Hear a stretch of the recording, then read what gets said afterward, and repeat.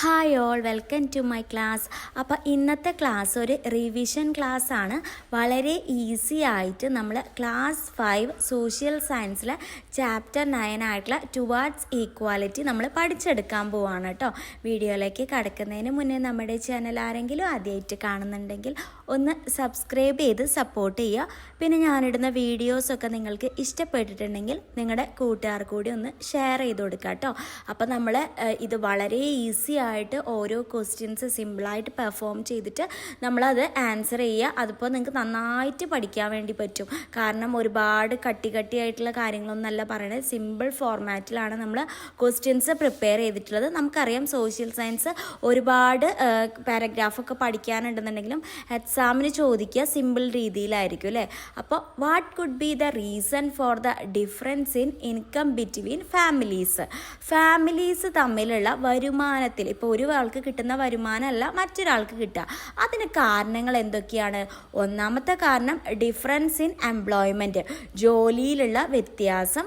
രണ്ടാമത്തെ കാരണം difference in salary or wages, ശമ്പളം, കിട്ടുന്ന ശമ്പളത്തിലുള്ള വ്യത്യാസം.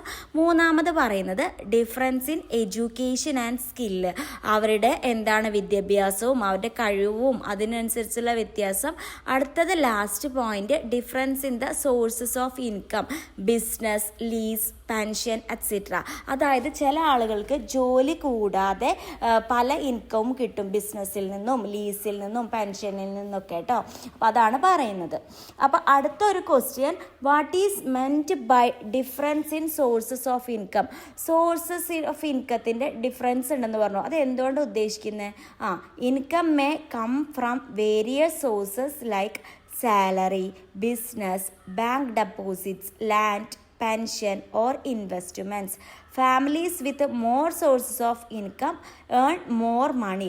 അതായത് ഇൻകം കിട്ടുന്നത് നമ്മുടെ ശമ്പളത്തിൽ നിന്നോ, നമുക്ക് എന്തെങ്കിലും ബിസിനസ് ഉണ്ടോ, അല്ലെങ്കിൽ നമ്മുടെ വല്ല ബാങ്ക് ഡെപ്പോസിറ്റ്സ് ഉണ്ടോ, നമുക്ക് സ്ഥലം, പെൻഷൻ, ഇൻവെസ്റ്റ്മെൻറ്റ്, ഇതൊക്കെ നിന്നാണ് നമുക്ക് ഇൻകം കിട്ടുന്നത്. അപ്പോൾ ഒരുപാട് ഇൻകത്തിൻ്റെ സോഴ്സ് എന്ന് പറയുന്നത്.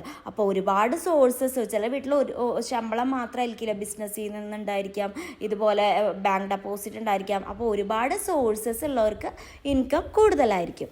അടുത്തൊരു question, why are people of low income group unable to meet even basic needs? കുറഞ്ഞ ശമ്പളം അല്ലെങ്കിൽ കുറഞ്ഞ ഇൻകം കിട്ടുന്നവർക്ക് ശരിക്കും കാര്യങ്ങളൊന്നും നടത്താൻ പറ്റില്ല. എന്തുകൊണ്ടാണ്? Because the income is law and non sufficient to meet expenses for food, education, health care and shelter. അതായത് ഒരാൾക്ക് ഒരു മാസം 20,000 രൂപ കിട്ടുന്നുണ്ടെങ്കിൽ അയാൾക്ക് ചിലവ് 22,000 രൂപയായിരിക്കും. അപ്പോൾ ആളുടെ കാര്യങ്ങൾ മുഴുവൻ ഫുഡിലേക്കും ഷെൽട്ടറിക്കും അതുപോലെ ഹെൽത്ത് കെയറിക്കുമുള്ള കാര്യങ്ങൾ മുഴുവൻ എത്തുന്നുണ്ടാവില്ല. അതാണ് അതിൻ്റെ റീസൺ എന്ന് പറയുന്നത് കേട്ടോ. Why are people of low income unable to meet even basic needs. അപ്പം നിങ്ങൾ എന്ത് ചെയ്യുക, ഈ ആൻസർ ഒന്ന് നോട്ട് ചെയ്ത് വെക്കുക കേട്ടോ.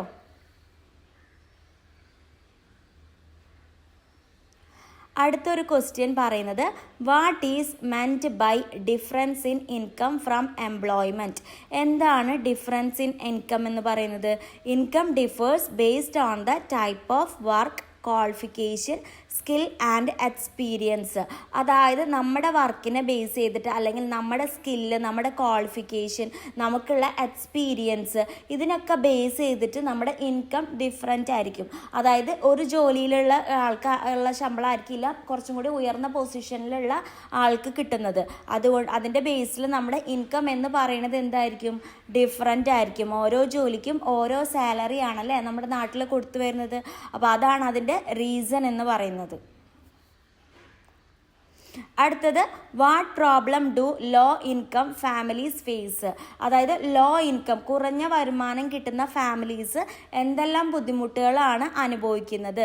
ദേ are often unable to meet even their basic needs like food, education and health care. നമുക്കറിയാം, നമുക്ക് അത്യാവശ്യമായിട്ടുള്ള കാര്യമാണ് നമ്മുടെ ഫുഡും നമ്മുടെ വിദ്യാഭ്യാസവും നമ്മുടെ ആരോഗ്യം. അപ്പോൾ ഈ കാര്യങ്ങളിലൊന്നും നല്ല ഡീറ്റെയിൽ ആയിട്ട് അല്ലെങ്കിൽ നല്ല രീതിക്ക് ഇവർക്ക് പൈസ സ്പെൻഡ് ചെയ്യാൻ വേണ്ടിയിട്ട് പറ്റില്ല. കാരണം അവർക്ക് ലോ ഇൻകം ആണല്ലോ കിട്ടുന്നത്. അപ്പോൾ അത് തന്നെയാണ് അതിൻ്റെ റീസൺ എന്ന് പറയുന്നത് കേട്ടോ, അവർ ഫേസ് ചെയ്യുന്ന കാര്യങ്ങൾ.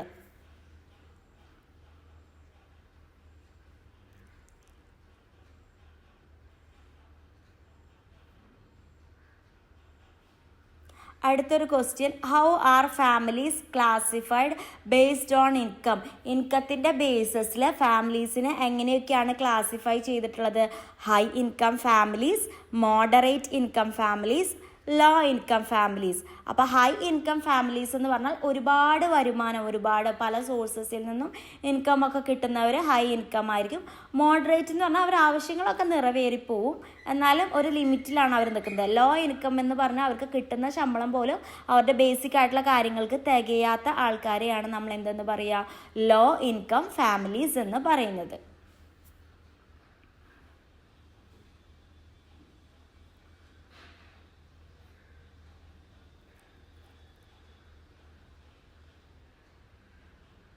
അടുത്തത്, what is economic inequality? Economic inequality എന്നുകൊണ്ട് ഉദ്ദേശിക്കുന്നത് എന്താണ്? Economic inequality refers to the unequal distribution of wealth, income and resources among people in a society. നമ്മളൊരു സൊസൈറ്റി എടുത്തു നോക്കിക്കഴിഞ്ഞാൽ അതിൽ ഒരുപാട് ജനങ്ങളുണ്ട് അല്ലേ? അപ്പോൾ അവർക്ക് എല്ലാവർക്കും ഒരേ ശമ്പളമാണോ കിട്ടുന്നത്, ഒരേ ഇൻകമാണോ കിട്ടുന്നത്? അല്ല, അവരുടെ ഇടയിൽ ഭയങ്കര വേർതിരിവുകളുണ്ട്. ഓരോരുത്തർക്കും ഓരോ ശമ്പളം, ചിലർ ലോ ഇൻകത്തിൽ നിൽക്കുന്നവരുണ്ട്. സോ അങ്ങനെ നിൽക്കുന്നവർക്ക് നമ്മുടെ ബേസിക് നീഡ്സ് എന്ത് ചെയ്യാൻ പറ്റില്ല, അറ്റൈൻ ചെയ്യാൻ പറ്റില്ല. അപ്പോൾ ഇക്കണോമിക് ഇനീക്വാളിറ്റി എന്ന് പറയുന്നത് അൺഈക്വൽ ആയിട്ടുള്ള ഈ ഒരു ഇൻകം ഡിസ്ട്രിബ്യൂഷനെയാണ് കേട്ടോ.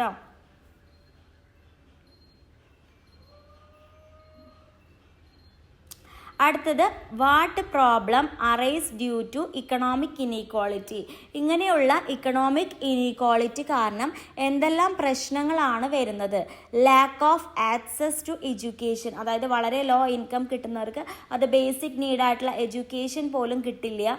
Lack of health care facilities, നല്ല ആരോഗ്യം കിട്ടില്ല. ലിമിറ്റഡ് ജോബ് ഓപ്പർച്യൂണിറ്റീസ് ഒന്നും നല്ലത് കിട്ടില്ല. ലാസ്റ്റ് പോവർട്ടി, ദാരിദ്ര്യമാണ് അവർക്ക് ഉണ്ടാവുക അല്ലേ? അവർ അനുഭവിക്കുന്ന ഒരു പ്രധാന പ്രശ്നമാണ് പോവർട്ടി എന്ന് പറയുന്നത്.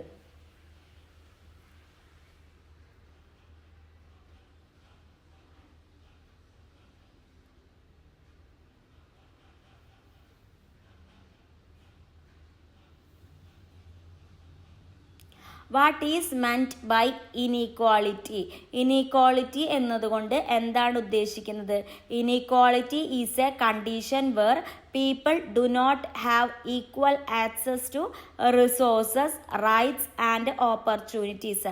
അതായത് അവർക്ക് ഇപ്പോൾ നമ്മളെ റിസോഴ്സസ് ഉപയോഗിക്കാനോ അല്ലെങ്കിൽ അവരുടെ അവകാശങ്ങൾ നിറവേറ്റാനോ അല്ലെങ്കിൽ അവർക്ക് കിട്ടുന്ന അവസരങ്ങളോ ഇതൊന്നും ഈക്വലായിട്ട് കിട്ടാത്ത ഒരു അവസ്ഥേനെയാണ് നമ്മൾ ഇനീക്വാളിറ്റി എന്ന് പറയുന്നത്.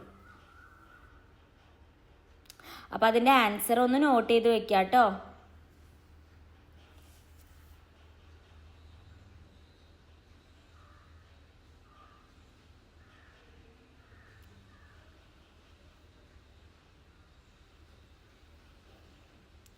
അടുത്ത് നമുക്ക് ഇമ്പോർട്ടൻ്റ് ആയിട്ട് ഈ ചാപ്റ്ററിൽ പഠിക്കാനുള്ളതാണ് what is meant by Mishrabhojanam. മിശ്രഭോജനം എന്ന് പറഞ്ഞാൽ എന്താണ്? Mishrabhojanam means eating together without caste discrimination, അതായത് ജാതിയുടെ വ്യത്യാസമില്ലാതെ എല്ലാവരും ഒരുമിച്ചിരുന്ന് ഭക്ഷണം കഴിക്കുന്നതിനെയായിരുന്നു നമ്മൾ പറഞ്ഞിരുന്നത് മിശ്രഭോജനം എന്ന്. ഈ ഒരു ചാപ്റ്ററിലെ ഇമ്പോർട്ടൻ്റ് ആയിട്ടുള്ള ഒരു ടേമാണ്. ഈ ഒരു ഭാഗത്ത് നിന്ന് നമുക്ക് എങ്ങനെ വേണമെങ്കിലും ക്വസ്റ്റ്യൻ ചോദിക്കാം. അപ്പോൾ ആദ്യം തന്നെ അതെന്താണെന്ന് മനസ്സിലാക്കി വെക്കുക കേട്ടോ. നമുക്ക് ഈ ചാപ്റ്റർ എടുത്ത് നോക്കിക്കഴിഞ്ഞാൽ ചോദിക്കാൻ ചാൻസ് ഉള്ള ഒരു ഭാഗമാണത്.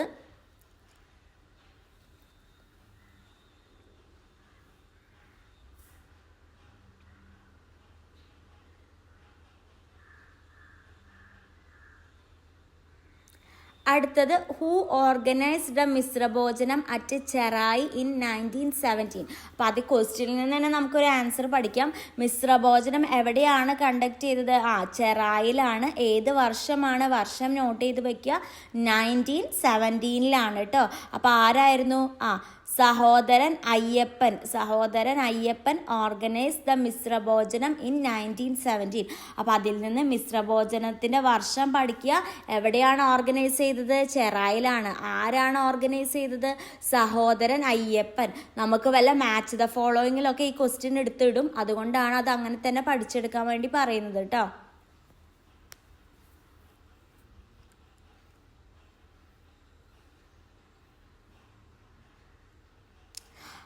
What was the upper cloth protest, അതായത് മേൽമുണ്ട് സമരം. എന്താണ് മേൽമുണ്ട് സമരം അഥവാ അപ്പർ ക്ലോത്ത് പ്രൊട്ടസ്റ്റ് എന്ന് പറയുന്നത്?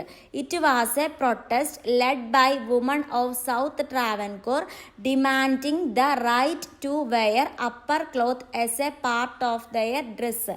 അതായത് സൗത്ത് ട്രാവൻകൂറിലുള്ള സ്ത്രീകൾ അവർക്ക് മേൽവസ്ത്രമിടാനുള്ള അവകാശത്തെ ചൊല്ലി ഡിമാൻഡ് ചെയ്തിട്ടുള്ളതാണ്. അതായത് അവർക്ക് അതിനുള്ള അവകാശം ഉണ്ടായിരുന്നില്ല. അപ്പം അത് വേണമെന്ന് പറഞ്ഞിട്ടുള്ള ഒരു പ്രൊട്ടസ്റ്റ് ആണ് അപ്പർ ക്ലോത്ത് പ്രൊട്ടസ്റ്റ് അഥവാ മേൽമുണ്ട് സമരം എന്ന് പറയുന്നത് കേട്ടോ. അപ്പം അത് അങ്ങനെ തന്നെ പഠിച്ചു വെക്കുക. ഈ ഭാഗത്തു നിന്നൊക്കെ ക്വസ്റ്റ്യൻസ് ചോദിക്കൂ കേട്ടോ.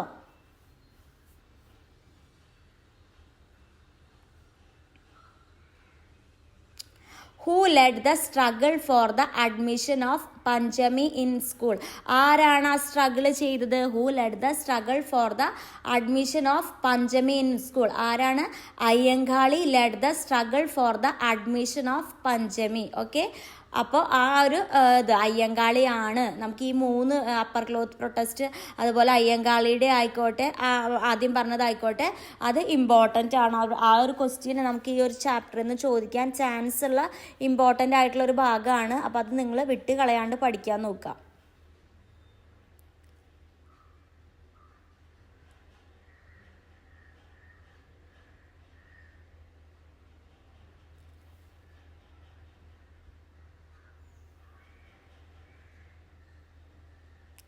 അടുത്തൊരു ക്വസ്റ്റ്യൻ വരുന്നത് what is the Ayyankali Panchami memorial school? എന്താണ് അയ്യങ്കാളി പഞ്ചമി മെമ്മോറിയൽ സ്കൂൾ എന്ന് പറയുന്നത്? It is the school at Ooroottambalam where Ayyankali fought for the admission of Panchami. The school is named in their memory. അപ്പോൾ അവരുടെ ഓർമ്മയ്ക്ക് വേണ്ടിയിട്ടാണ് സ്കൂള് ആ ഒരു പേര് ഇട്ടിട്ടുള്ളത് അല്ലേ. അതെവിടെയാണ് ലൊക്കേറ്റ് ചെയ്യുന്നത്? ഊരൂരുട്ടമ്പലം. ആ പ്ലേസ് നോട്ട് ചെയ്ത് വെക്കുക. മാച്ച് ദ ഫോളോയിങ്ങിലൊക്കെ ചോദിക്കാൻ വരും. നമുക്ക് ഈ അയ്യങ്കാളി ആരാണ്, ഈ സ്കൂളിൻ്റെ ഇത് പണി കഴിപ്പിച്ചത് ആരാണ്, അങ്ങനത്തെയൊക്കെ റിലേറ്റ് ചെയ്തിട്ടുള്ള ക്വസ്റ്റ്യൻസ് വരും കേട്ടോ. അപ്പം അയ്യങ്കാളിയാണെന്ന് പറയാൻ വേണ്ടിയിട്ട് ആൻസർ അറിയണം. അതുപോലെ തന്നെ എന്താണ് അതിൽ ഉദ്ദേശിക്കുന്നതെന്നൊക്കെ മനസ്സിലാക്കി വയ്ക്കാം.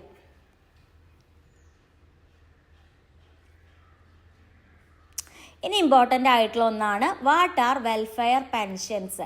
എന്താണ് welfare pensions?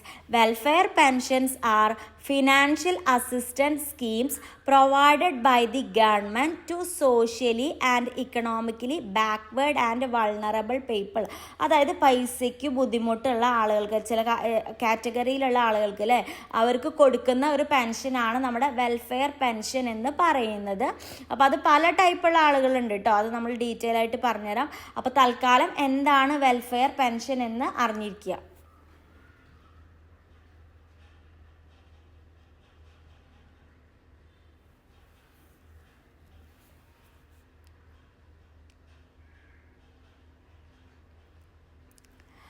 Who are the beneficiaries of welfare pension? അതായത് ആർക്കൊക്കെയാണ് ഈ വെൽഫെയർ പെൻഷൻ കിട്ടുന്നത്? Senior citizen, differently abled person, അതായത് മുതിർന്ന ആളുകൾക്ക്, പിന്നെ ചില നമ്മൾക്ക് ഇങ്ങനെ നടക്കാൻ ബുദ്ധിമുട്ട്, കൈക്ക് പ്രശ്നമുള്ളവർ, അങ്ങനെയൊക്കെ അറിയില്ലേ, അല്ലെങ്കിൽ കാഴ്ചയ്ക്ക് ബുദ്ധിമുട്ടുള്ളവർ, അങ്ങനെയുള്ളവർ, പിന്നെ വിഡോസ്, അതായത് വിധവകൾ, അൺമാരീഡ് വുമൺ എബോവ് 50 ഇയേഴ്സ്, അതായത് 50 വയസ്സിന് മുകളിലുള്ള കല്യാണം കഴിക്കാത്ത സ്ത്രീകൾക്ക്, ഫാർമേഴ്സ്, കർഷകർക്ക്, ഇവർക്കൊക്കെയാണ് വെൽഫെയർ പെൻഷൻ കിട്ടുന്നത് കേട്ടോ.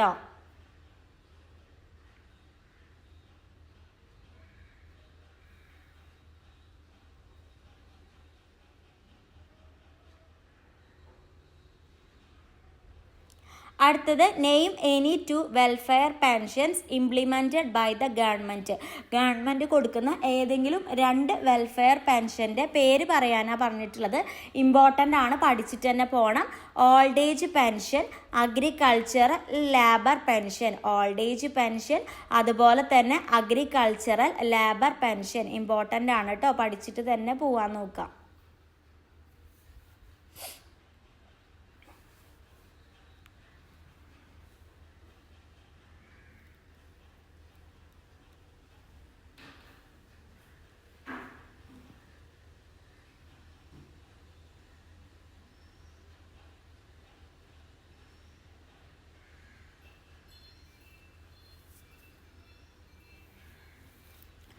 അടുത്തൊരു ക്വസ്റ്റ്യൻ ആണ്, വാട്ട് ഈസ് ലൈഫ് മിഷൻ? എന്താണ് ലൈഫ് മിഷൻ എന്ന് പറയുന്നത്? Life mission is a housing scheme implemented by the central and state government to provide safe and decent houses to the landless and homeless people in Kerala. സ്ഥലമോ വീടോ ഇല്ലാത്ത ആളുകൾക്ക് വീട് പണിയാനുള്ള നമ്മൾ പൈസയായിട്ടാണ് കൊടുക്കുക അല്ലെ ഗവൺമെൻറ്. അങ്ങനെയുള്ള ഒരു പദ്ധതിയാണ്, വീട് വെക്കാനുള്ള ഒരു പദ്ധതിയാണ് എന്ത്, ലൈഫ് മിഷൻ എന്ന് പറയുന്നത്. ഇങ്ങനെ കുറച്ച് പദ്ധതികൾ നിങ്ങൾക്ക് പഠിക്കാനുണ്ട്, അപ്പോൾ അത് ഇമ്പോർട്ടൻ്റ് ആണ്. ആ പദ്ധതികളുടെ ഭാഗത്തു നിന്ന് ഏതെങ്കിലും ഒരു ക്വസ്റ്റ്യൻ, ഈ ചാപ്റ്ററിൽ നിന്ന് ക്വസ്റ്റ്യൻ എന്തായാലും ഇടും. അപ്പോൾ ആ പദ്ധതികളുടെ ഭാഗത്തു നിന്ന് എന്തായാലും ഒരു ക്വസ്റ്റ്യൻ ഇടാൻ കൂടുതലും ചാൻസ് ഉണ്ട്. അപ്പോൾ നിങ്ങളത് പഠിച്ചു വെക്കുക. അപ്പോൾ who are the beneficiaries of life mission? അപ്പോൾ ഈ ലൈഫ് പെൻഷൻ്റെ തുക ആർക്കൊക്കെ കിട്ടാനാണുള്ളത്, ആർക്കൊക്കെ കിട്ടാൻ ചാൻസ് ഉള്ളത്?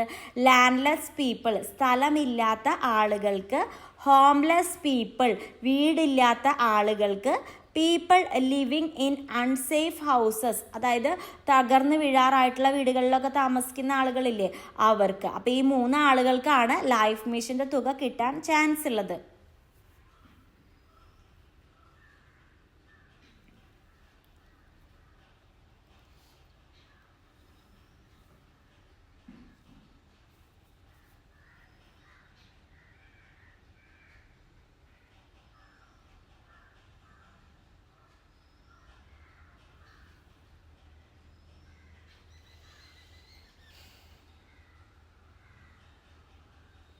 അടുത്തത് പഠിക്കാനുള്ളത്, വാട്ട് ഈസ് തീരമൈത്രി? തീരമൈത്രി എന്ന് പറഞ്ഞാൽ എന്താ? Theeramythri is a scheme implemented by the government of Kerala to empower women from fisherfolk families by helping them start business enterprises. അതായത് മത്സ്യത്തൊഴിലാളികളുടെ വീട്ടിലുള്ള സ്ത്രീകൾക്ക് കൊടുക്കുന്ന ബിസിനസ്സിന് വേണ്ടിയിട്ട് നൽകുന്ന തുക, ആ ഒരു പദ്ധതിയാണ് എന്ത്, തീരമൈത്രി എന്ന് പറയുന്നത്. അപ്പോൾ ആർക്കാണ് പറ്റുക? മത്സ്യത്തൊഴിലാളികളുടെ വീട്ടിലെ സ്ത്രീകൾക്ക് അല്ലേ. അപ്പോൾ വാട്ട് ഈസ് തീരമൈത്രി എന്താണെന്ന് അറിഞ്ഞിരിക്കണം കേട്ടോ. എന്താണെന്ന് അറിഞ്ഞിരുന്നാൽ മാത്രമാണ് അതിൽ നിന്ന് ചോദിക്കുന്ന ക്വസ്റ്റ്യൻസ് ഒക്കെ നിങ്ങൾക്ക് ആൻസർ ചെയ്യാൻ വേണ്ടി പറ്റുള്ളൂ. കാരണം നിങ്ങൾ മനസ്സിലാക്കി പഠിച്ചു പോയി കഴിഞ്ഞാൽ നിങ്ങൾക്ക് ഏത് ക്വസ്റ്റ്യൻ എങ്ങനെ ചോദിച്ചാലും ആൻസർ ചെയ്യാൻ വേണ്ടി പറ്റും. Who are the beneficiaries of Theeramaithri? ആർക്കാണ് തീരമൈത്രി ആ ഒരു സ്കീം കിട്ടുക? ഫിഷർ വുമൺ അല്ലേ. ആർക്കാണ് കിട്ടുക? Fisher woman. പറഞ്ഞു, മത്സ്യത്തൊഴിലാളികളുടെ വീട്ടിലുള്ള സ്ത്രീകൾക്കാണെന്ന്.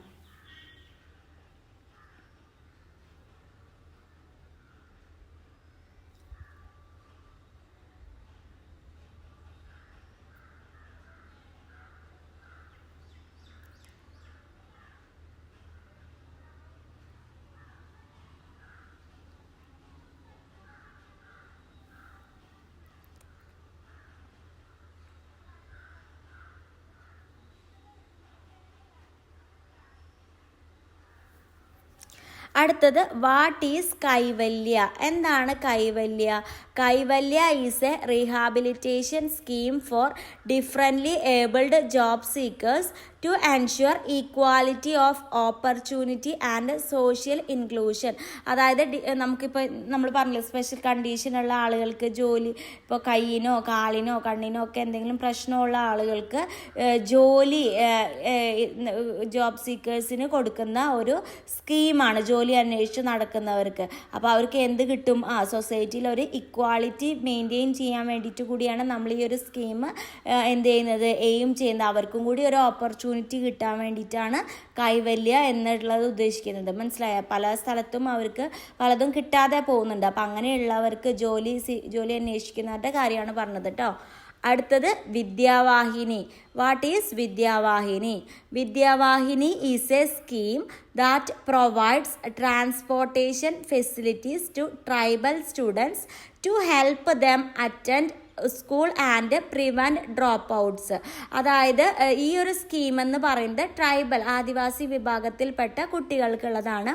അപ്പോൾ സ്കൂളിലേക്ക് പോകാനുള്ള ട്രാൻസ്പോർട്ടേഷൻ കൊടുക്കുന്ന പദ്ധതിയാണ് വിദ്യാവാഹിനി എന്ന് പറയുന്നത്.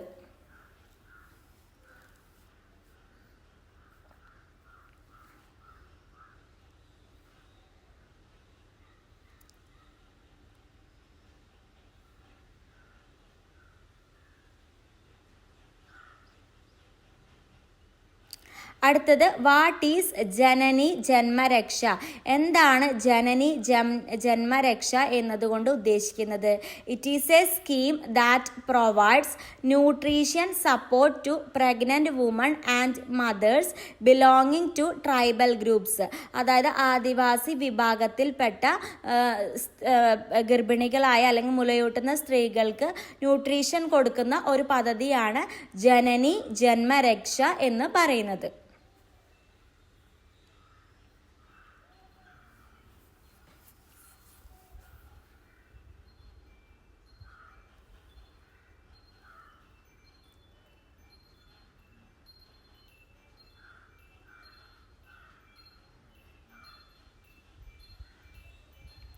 അടുത്തത് what is പ്രതിഭാതീരം.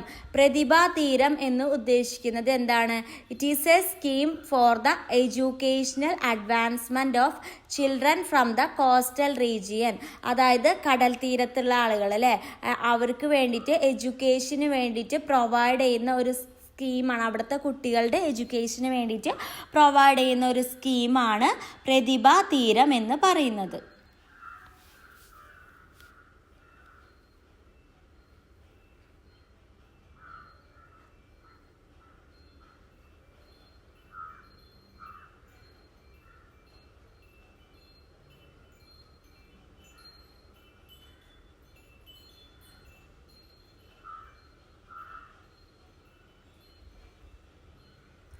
What is Gothrabandhu. Gothrabandhu എന്ന് പറയുന്നത് എന്താണ്? Gothrabandhu is a scheme to appoint teachers from tribal communities to help tribal students overcome language difficulties and prevent dropouts. അതായത് ആദിവാസി വിഭാഗത്തിൽ പെട്ടിട്ടുള്ള കുട്ടികൾക്ക് എന്തെങ്കിലും വിദ്യാഭ്യാസത്തിൻ്റെ പരമായിട്ട് ലാംഗ്വേജ് പ്രോബ്ലമോ ഡിഫിക്കൽട്ടീസോ എന്തെങ്കിലും ഉണ്ടായിരുന്നെങ്കിൽ അവർക്ക് ടീച്ചേഴ്സിനെ കൊടുക്കുന്ന ഒരു പദ്ധതി അല്ലേ. അതായത് it's a scheme to appoint teachers from tribal communities to help tribal അവരുടെ ആ ഒരു ബുദ്ധിമുട്ടുകൾ മാറ്റാനും നല്ല രീതിക്ക് പഠിക്കാനും വേണ്ടിയിട്ട് ഹെൽപ്പ് ചെയ്യുന്ന ഒരു പദ്ധതി, ഒരു സ്കീമാണ് ഗോത്രബന്ധു എന്ന് പറയുന്നത്.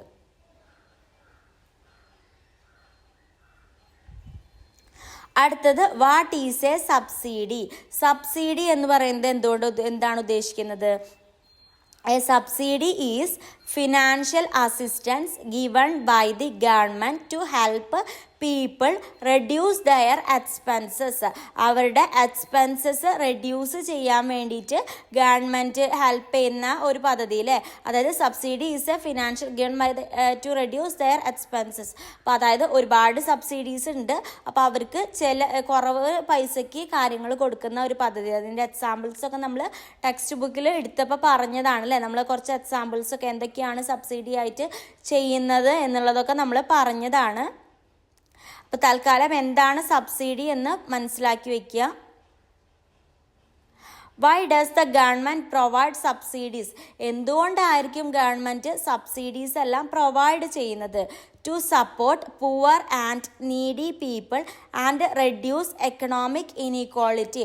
പാവപ്പെട്ടവരെ സഹായിക്കാൻ വേണ്ടിയിട്ടാണ് മെയിനായിട്ടും നമ്മൾ ഈ സബ്സിഡി പ്രൊവൈഡ് ചെയ്യുന്നത് അല്ലേ. പാവപ്പെട്ടവരെ സഹായിക്കാൻ വേണ്ടിയിട്ടാണ് നമ്മൾ മെയിനായിട്ടും സബ്സിഡി പ്രൊവൈഡ് ചെയ്യുന്നത്.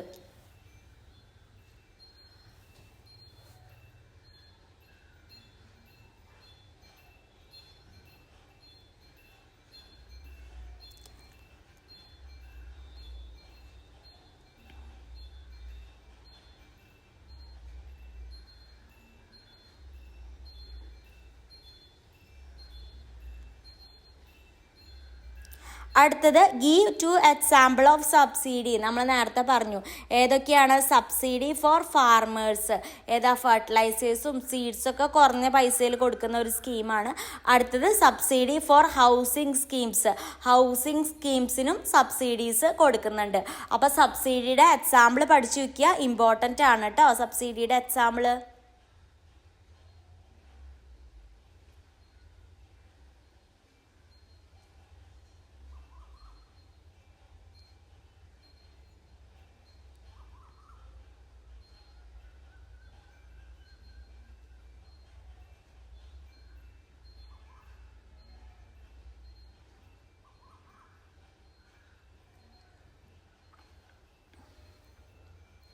അടുത്തൊരു question, how does subsidy help low income families?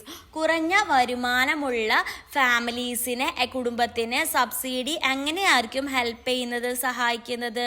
It helps them buy essential goods and services at a low cost. വീട്ടിലേക്ക് ആവശ്യമുള്ള സാധനങ്ങൾ അല്ലെങ്കിൽ അവിടുത്തെ സർവീസസ് എല്ലാം കുറഞ്ഞ പൈസയിൽ കൊടുക്കുന്നതാണ് നമ്മുടെ സബ്സിഡി കൊണ്ട് ഉദ്ദേശിക്കുന്നത്. നമുക്കറിയാം, നമ്മളെ വീടുകളിൽ മാവേലിയിലേക്കൊക്കെ പോവാറുണ്ട് അല്ലേ? അപ്പം നമുക്ക് അവിടുന്ന് സാധനങ്ങൾ മേടിക്കുമ്പോൾ മറ്റുള്ള ഷോപ്പിൽ നിന്ന് മേടിക്കുന്നതിനേക്കാൾ കുറഞ്ഞ പൈസയിലാണ് സാധനങ്ങൾ നമുക്ക് കിട്ടുക. അപ്പം നമുക്ക് കുറച്ച് ഇൻകം ഒക്കെ മെയിൻറ്റെയിൻ ചെയ്ത് നിർത്താൻ വേണ്ടി പറ്റും.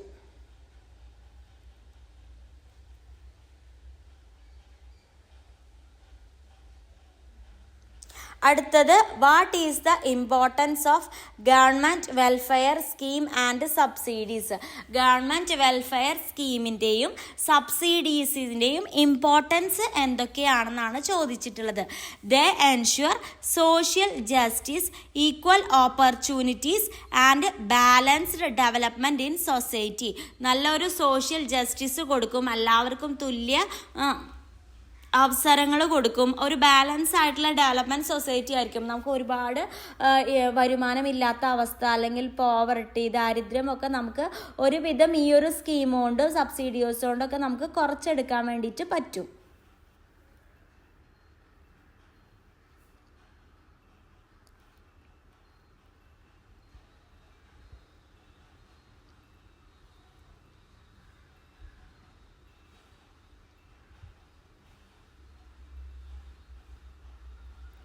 Why is equality important in society? ഈ പാഠത്തിൽ ഇമ്പോർട്ടൻ്റ് ആയിട്ടുള്ള ഒരു ക്വസ്റ്റ്യൻ ആണ് കേട്ടോ. എന്തുകൊണ്ടാണ് സൊസൈറ്റിയിൽ ഈക്വാലിറ്റി വേണമെന്ന് പറയുന്നത്? എന്തുകൊണ്ടാണ് അതിൻ്റെ important? Equality ensures that all people get equal rights, opportunities and respect. It helps in building a peaceful and progressive society. അതായത് ഇക്വാളിറ്റി വന്നു കഴിഞ്ഞാൽ വിദ്യാഭ്യാസത്തിലും അവരുടെ അവകാശങ്ങൾക്കും അവർക്ക് കിട്ടുന്ന അവസരങ്ങളും എല്ലാം ഒരു തുല്യതയായിരിക്കും. അപ്പം നമ്മളൊരു പീസ്ഫുൾ, അല്ലെങ്കിൽ സൊസൈറ്റി ഒരു പീസ്ഫുൾ ആയിട്ട് കിട്ടും. അല്ലെങ്കിൽ ചിലർ വലുത്, ചിലർ ചെറുത്, ദാരിദ്ര്യം അനുഭവിക്കുന്നവർ, അതൊന്നും ഒരു പീസ്ഫുൾ ആയിട്ടുള്ള എൻവയോൺമെൻറ്റ് അല്ല. അപ്പോൾ ഇക്വാളിറ്റിയുടെ ഇമ്പോർട്ടൻസ് എന്ന് പറയുന്നത് തന്നെ അതാണ്. അടുത്തത്, what should be done to reduce inequality? Inequality കുറയ്ക്കാൻ വേണ്ടിയിട്ട് നമുക്ക് എന്തെല്ലാം ചെയ്യാൻ വേണ്ടി പറ്റും? ഇമ്പോർട്ടൻ്റ് ആയിട്ടുള്ള ക്വസ്റ്റ്യൻ ആണ് കേട്ടോ. Provide quality education to all. എല്ലാവർക്കും നല്ല വിദ്യാഭ്യാസം നൽകുക. Create employment opportunities. എല്ലാവർക്കും നല്ല ജോലി അവസരങ്ങൾ നൽകുക. ഇംപ്ലിമെൻറ്റ് വെൽഫെയർ സ്കീംസ്, ഇതുപോലത്തെ കുറച്ച് സ്കീംസ് ഒക്കെ ഇറക്കി വിടുക. Provide subsidies and financial support. Subsidies കൊടുക്കുക, അതുപോലെ ധനസഹായങ്ങൾ കൊടുക്കുക. അപ്പോൾ ഇതിൽ നിന്നൊക്കെ നമുക്ക് ഈ ഇക്വാളിറ്റി മെയിൻറ്റെയിൻ ചെയ്ത് നിർത്താൻ പറ്റും. ഇനീക്വാളിറ്റി കുറച്ചെടുക്കാനും പറ്റും കേട്ടോ.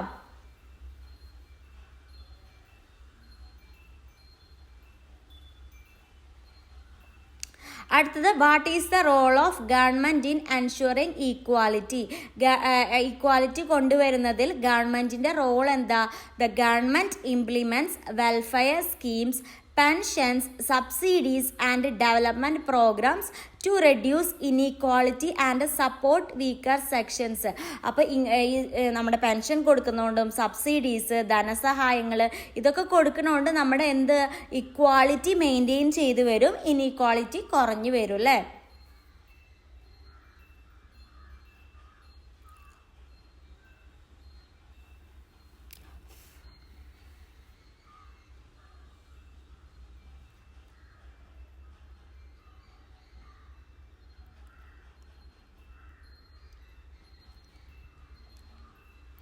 അടുത്തത്, how do welfare schemes help society?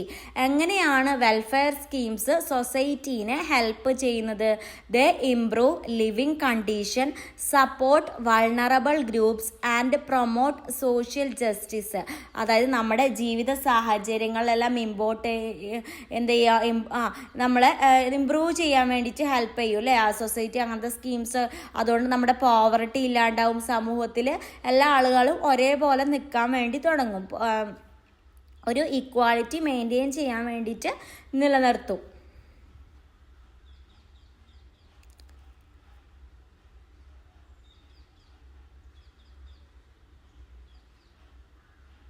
അപ്പോൾ ഇങ്ങനത്തെ ക്വസ്റ്റ്യൻസ് ഒക്കെ പോയിന്റ് വൈസ് ആയിട്ട് പഠിച്ചെടുക്കാൻ നോക്കുക. അപ്പോൾ നമുക്ക് എന്തെങ്കിലുമൊക്കെ എഴുതാൻ വേണ്ടിയിട്ടുള്ള ക്വസ്റ്റ്യൻസ് ചോദിക്കുമ്പോൾ ഈ ഒരു പോയിന്റ്സ് ഒക്കെ ഇൻക്ലൂഡ് ചെയ്തിട്ട് നമുക്ക് എഴുതാം. നമ്മൾ മനസ്സിലാക്കി പഠിക്കുക. അപ്പോൾ ക്വസ്റ്റ്യൻ വായിച്ച് മനസ്സിലാവുമ്പോൾ നമുക്ക് ഈ ആൻസേഴ്സൊക്കെ എവിടെ സബ്സ്റ്റിറ്റ്യൂട്ട് ചെയ്യണമെന്ന് നിങ്ങൾക്ക് ക്ലിയർ ആയിട്ട് കിട്ടും. അതാണ് നമ്മൾ ഇതിലൂടെ ഉദ്ദേശിക്കുന്നത്. നമുക്കറിയാം ഒരിക്കലും ഡയറക്റ്റ് ആയിട്ട് ക്വസ്റ്റ്യൻസ് ചോദിക്കില്ല. പക്ഷേ എന്തെങ്കിലും ചോദിച്ചു കഴിഞ്ഞാൽ നമുക്കിത് മനസ്സിലാക്കിയ കുട്ടികൾക്ക് എവിടെ വേണമെന്നുണ്ടെങ്കിലും നമുക്ക് ഈ ആൻസേഴ്സ് എല്ലാം സബ്സ്റ്റിറ്റ്യൂട്ട് ചെയ്യാം ആവശ്യമുള്ളവർക്ക്.